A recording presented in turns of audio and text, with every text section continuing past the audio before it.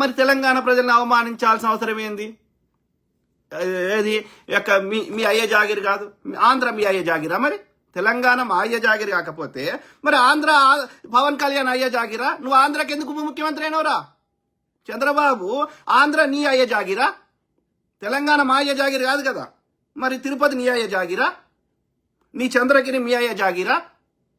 నీ ప్రకాశం బ్యారేజ్ నీ అయ్యే జాగిరా? అంటే నీకే నోరు ఉందా, మాకు లేదా నోరు? ఎందుకు ఈ రెచ్చగొట్టే మాటలు?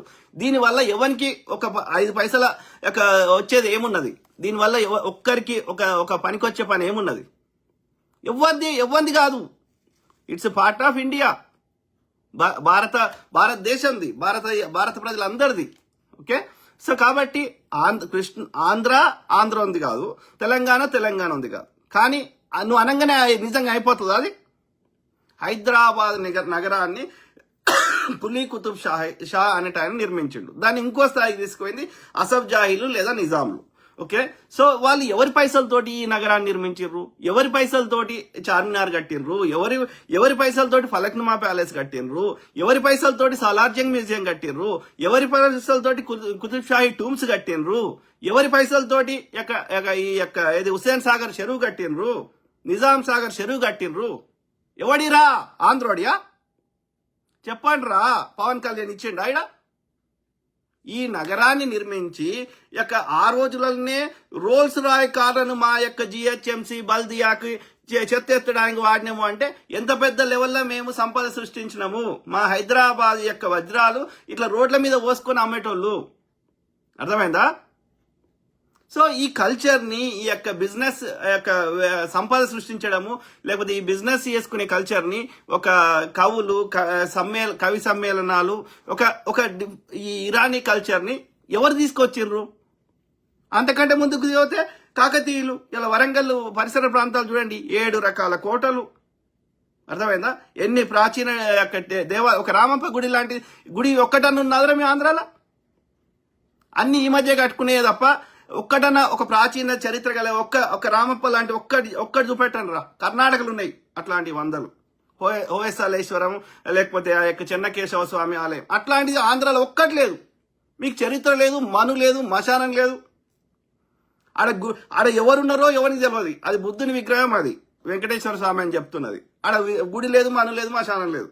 మళ్ళా హంపి కేంద్రంగా పరిపాలించిన ఆ రాయల వారు కట్టించారు ఆడ గుడి. అర్థమైందా? మీకు చరిత్ర లేదు, మీకు మన్ను ఏమీ లేదు. ఒక ఎడ్డి గోదలు లెక్కున్నారు. అందుకే దాని పేరు ఆంధ్రప్రదేశ్ తీసేసి అరాచక ప్రదేశ్ అని పెట్టాలి. అర్థమైందా? సో అరాచకంగా ఉన్నారు మనుషులు, అరాచకంగా ఉన్నారు మనుషుల ఆలోచన, అరాచకంగా ఉంది. ఒక పద్ధతి లేదు, ఒక విలువలు లేవు. అయినా సరే మీ సావు మీరు సావంటారా? ఇప్పుడు బీజేపీ పాలిత రాష్ట్రాలు అట్లేదు వచ్చినాయి. ఈ ఏపీ అట్లనే ఉన్నది, యూపీ అట్లనే ఉన్నది.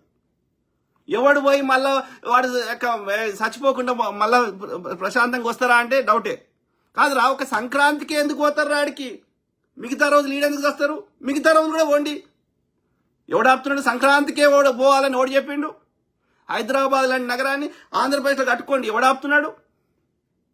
కాదు, సైబరాబాద్ ఈయన కట్టినా అంటే అట్లాంటి ఎందుకు కట్టలేకపోతున్నావు బాబు గారు? నీకు మైక్రోసాఫ్ట్ అధినేత తెలుసు, నీకు మోడీ నువ్వు చెప్తేనే ఆడ ప్రభుత్వం నడుస్తున్నది. నీవు నీ ఆంధ్రాకి చెందినటువంటి ధనవంతులు ప్రపంచంలో అన్ని చోట్ల ఉన్నారు. తానాలు, బోనాలు సింగపూర్లో ఉన్నాయి పెట్టుబడులు నీ. మరి ఇన్ని తెచ్చి ఒక్క నగరాన్ని నిర్మించలేవా నువ్వు? అంత కష్టమా? ఇవాళ రేవంత్ రెడ్డి హార్డ్లీ 3 ఏళ్ళు కూడా కాలే. ఓకే, 2.5 ఏళ్ళు అయింది వచ్చి. సో ఆయన ఫ్యూచర్ సిటీ కడుతున్నాడు. మరి నువ్వు ఇంకా పైసలు లేవు, మను లేవా? కేసీఆర్ 6-7 లక్షల కోట్లు అప్పు చేసి పీకిండు. అయినా సరే ఆయన కట్టే ప్రయత్నం చేస్తున్నాడు. మరి గట్లాంటి నువ్వెందుకు కట్టలేకపోతున్నావు వేస్ట్ ఫెల్లో? అరే దద్దమ్మ, ప్రత్యేక హోదా ఎందుకు తెస్తలేవురా అయ్యా? లడ్డు తెచ్చిండు అన్నాడు. లడ్డు ఎందుకు తెస్తలేడు ఇప్పుడు వీడు? ఇప్పుడు ఎందుకు కొట్లాడతలేవురా పవన్ కళ్యాణ్ గా? ఎవడోటేసిండ్రా నీకు? 2 చోట్ల పోటీ చేసిండు, ఒక్క దగ్గర గాడిద కొడుకు. ఎవడోటేసిండు? అరే పవన్ కళ్యాణ్, నువ్వు మొగోడివి అయితే, నువ్వు అమ్మకే ఉడితే, ఓకే, నువ్వు నిజంగా అనాపాలజెటిక్ సనాతని అయితే పొత్తు పెట్టుకోకుండా పోటీ చేయరా చూద్దాం. ఎన్నోట్లో చూద్దాం రా. 5% రావురా నీకు, రాసి పెట్టుకో. అర్థమైందా? ఎక్కడి నీకు ఆ ఓట్లు? నువ్వు ఆడ పొత్తు పెట్టుకుంటే ఆ టీడీపీ పోటీ చేయకపోతే టీడీపీ ఓట్లు నీకు పడ్డాయి అంతే. అర్థమైందా? లేకపోతే నువ్వు ఎప్పుడు గెలిచినవురా? నీ అన్న ఎప్పుడు గెలిచే? నీ అన్న పార్టీ పెట్టే ఎత్తేసే. నువ్వు పార్టీ పెడితే నువ్వు పార్టీ అధ్యక్షుడు ఉండి నువ్వే గెలవలే.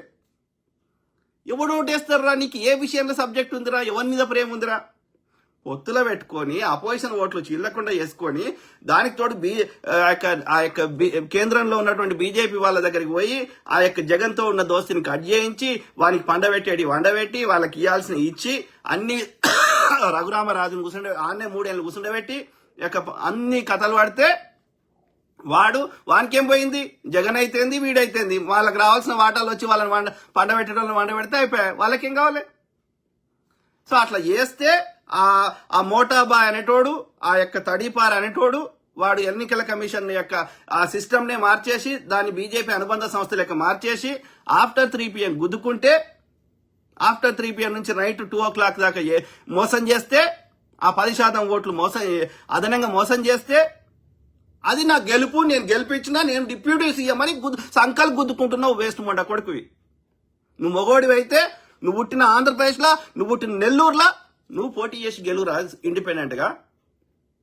టీడీపీ ఓట్లు తెచ్చి నాయి అంటే నీ బతుకు. ఆడి తెలంగాణలో వచ్చిండు మొన్న ఏది అసెంబ్లీ ఎన్నికలకి ఎన్ని వచ్చినారా ఓట్లు?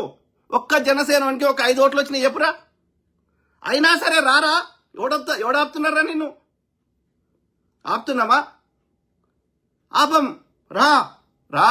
ఎవరికన్నా తెలంగాణకి కోపం వచ్చి నీ వాహనాలు కాలబెడితే మాకు సంబంధం లేదు. అర్థమైందా? రా మొదలుపెట్టి యుద్ధం చేయి. తెలంగాణ వచ్చినాక కూడా మేము ప్రశాంతంగా ఉండొద్దు, ఆంధ్రప్రదేశ్ ప్రశాంతంగా ఉండొద్దు, తెలంగాణ ప్రశాంతంగా ఉండొద్దు. ఎవరి వ్యాపారాలు వాడు చేసుకోవద్దు, ఎవడు ప్రశాంతంగా బతకొద్దు. ఇట్లనే కొట్లాడాలి జంగు. ఎందుకోసం అంటే నీకు ఓట్ల కోసం. రారా. ఎవడో ఇంతకుముందే వాడు ఆంధ్రప్రదేశ్ ఏపీ సామాజిక మండల అధ్యక్షుడు అంటే వాడు బాలకోటయ్య అంట. వాడు వద్దన్నా గానీ ఆంధ్రప్రదేశ్కి ఉప ముఖ్యమంత్రి అయినట్ట, ఇప్పుడు తెలంగాణకి ముఖ్యమంత్రి అవుతారట. రాలండి కొడుక, ఎవడాపుతున్నారా? చూద్దాం. ముఖ్యమంత్రి అవుతావా? మా చెప్పులు ఉడుతావా? మా చెప్పులు వాడు బండి సంజయ్ అంటే వాడి చెప్పులు మోసినట్టు నువ్వు మా తెలంగాణలో చెప్పులు మోస్తావా? చూద్దాం. రా మరి, ఎవడాపుతున్నాడు?